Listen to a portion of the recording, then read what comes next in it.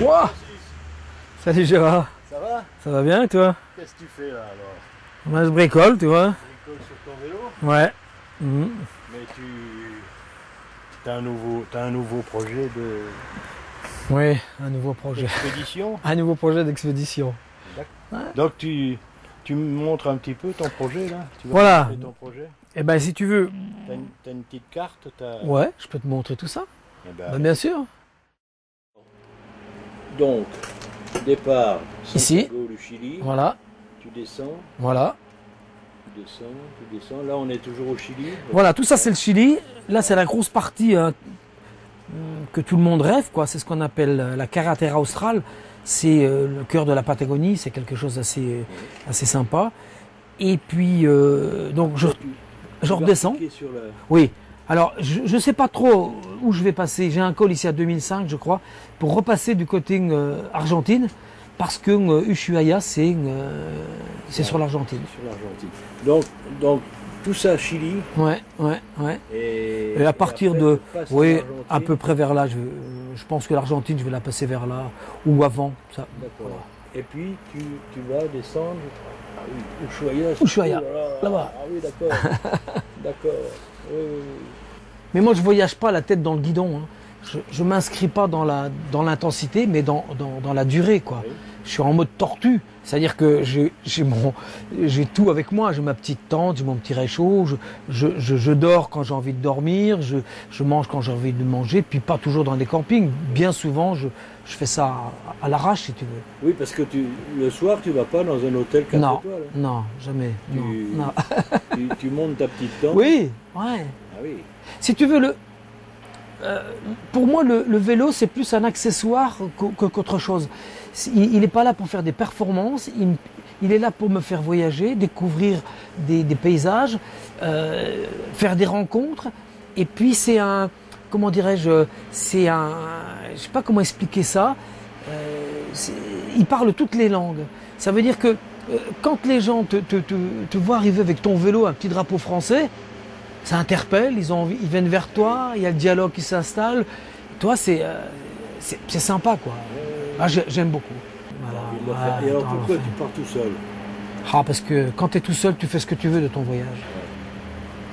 C'est, j'adore la compagnie des gens, mais je suis un solitaire aussi, toi.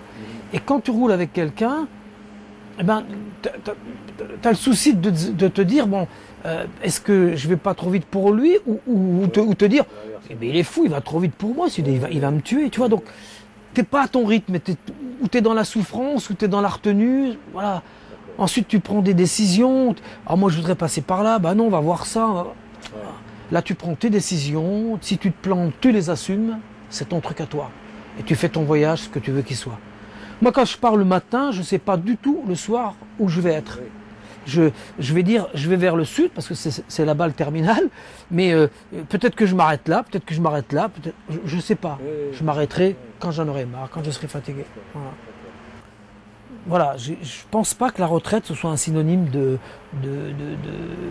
voie de garage, quoi. On va jouer au boule, ou bien on fait la pétanque, ou bien voilà, j'ai rien contre les joueurs de boule et la pétanque, je trouve ça très bien. Hein.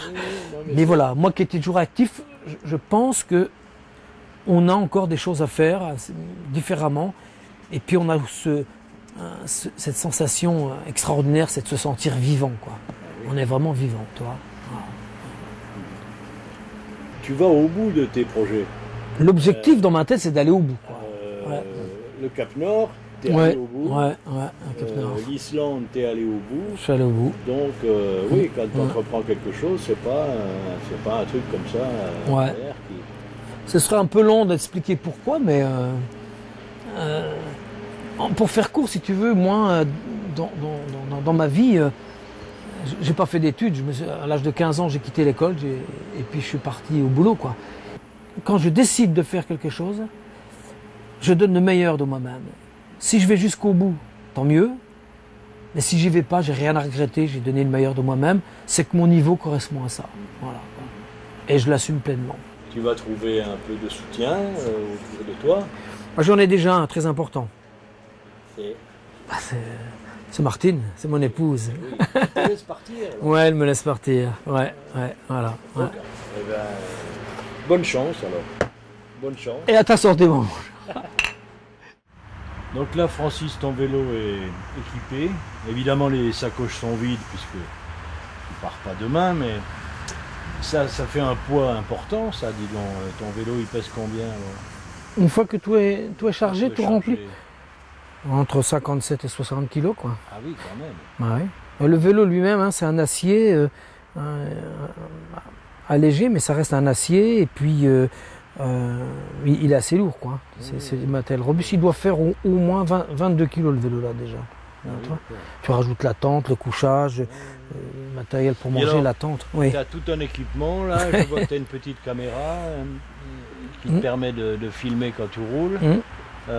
Donc ça représente un coût tout ça. Alors comment tu fais pour financer tout ça? D'abord il y a le voyage, il faut aller en avion jusqu'à Santiago. Il faut vivre quand même pendant... Ça va durer combien de temps? 2 mois à peu près 2 mois. À peu près 2 mois. Ouais. Donc ça représente un budget assez important quand même. Oui, si on met tout bout à bout, si on part du principe que j'ai rien, ça fait à peu près 4500 à 5000 euros. Hein.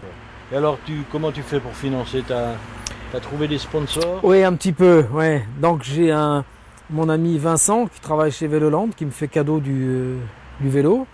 J'ai aussi Intermarché qui me va donner une participation.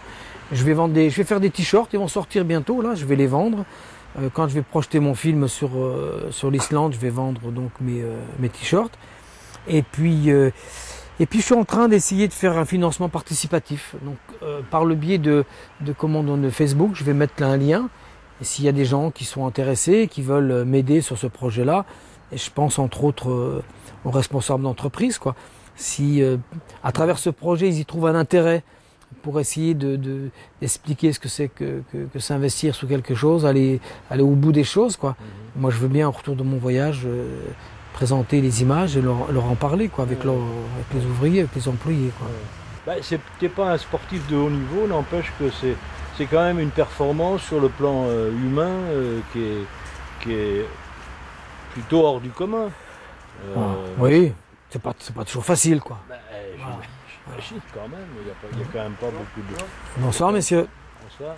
Il n'y a quand même pas beaucoup de gens qui seraient capables de faire ça. Moi franchement, je me sentirais pas capable de... À tort, hein, parce que je le redis, c'est pas si dur que ça, je t'assure. Hein. Quand j'étais revenu de mon premier voyage au Cap Nord, mon épouse, Martine, elle se posait un peu les mêmes questions et je lui dis bon bah écoute, on va partager un voyage ensemble. On est parti d'ici et on a suivi le canal et on a fait 800 km comme ça. On était jusqu'à Dole, on est revenu ensuite jusqu'à Luxeuil en longeant toujours les voies d'eau qu'il y avait par là, les mille étangs, et on s'est retrouvé ici. On a fait 800 km, c'était ça à peu près, 800 km. Puis c'était bien, quoi, on en garde un très bon souvenir. Quoi. Bah écoute, j'espère que tu vas trouver des soutiens parce que tu le mérites et puis je te souhaite une belle aventure. Ah bah, je te remercie. Je crois que c'est ça, le mot de la fin. Une belle aventure. Ah oui. C'est avant tout ça, quoi. Pas un exploit, une belle aventure. Juste une belle aventure.